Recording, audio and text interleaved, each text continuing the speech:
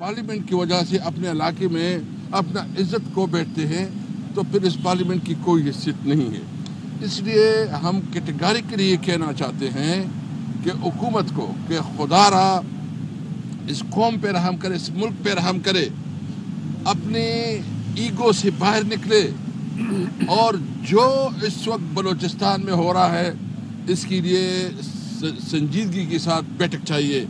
और हुकूमत इस हवाले से जो है ना वो लतलाल से काम ले रही है और जो इतनी उधर इस वक्त सेंसिटिविटी है, जितनी इस वक्त वहाँ एक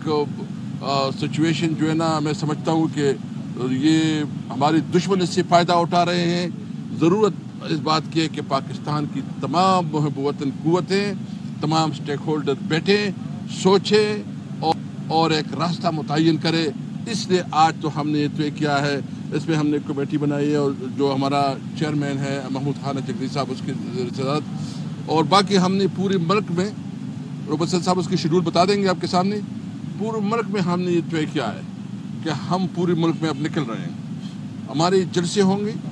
हमारे बार एसोसिएशन में खिताब होंगे और एक दिन हम तयन रखेंगे क्योंकि हमने इस पर मज़ीद भी कमेटी को और बाकी हमने पूरे मुल्क में, रोबसन साहब उसकी शेड्यूल बता देंगे आपके सामने, पूरे मुल्क में हमने ये तय किया है कि हम पूरे मुल्क में अब निकल रहे हैं। हमारे जलसे होंगे,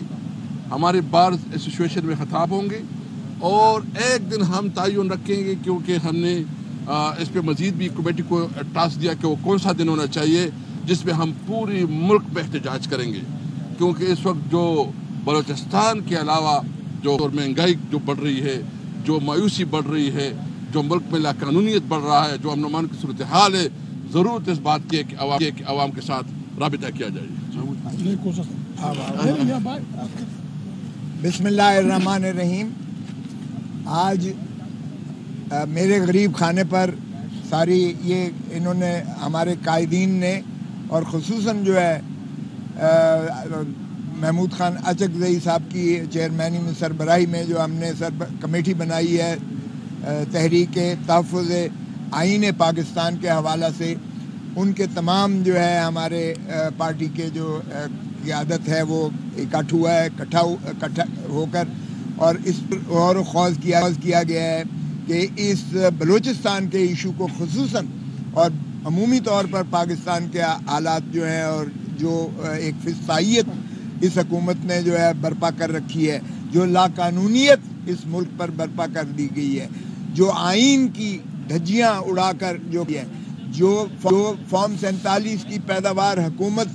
जो के अवाम से जो बिल्कुल ला ताल्लुक़ है, वो अवाम पर जितना उन्होंने महंगाई का सुनामी गिरा कर रख दिया है और जिस अंदाज से फिर कानून साजी और आइन में भी तरमीम की बातें की जा रही हैं, वो उससे बहुत ज़्यादा आवाम के अंदर मायूसी और सरासीमगी फैल रही है। ये तो हम जानते हैं कि ये आइन में तरमीम कर नहीं सकते हैं क्योंकि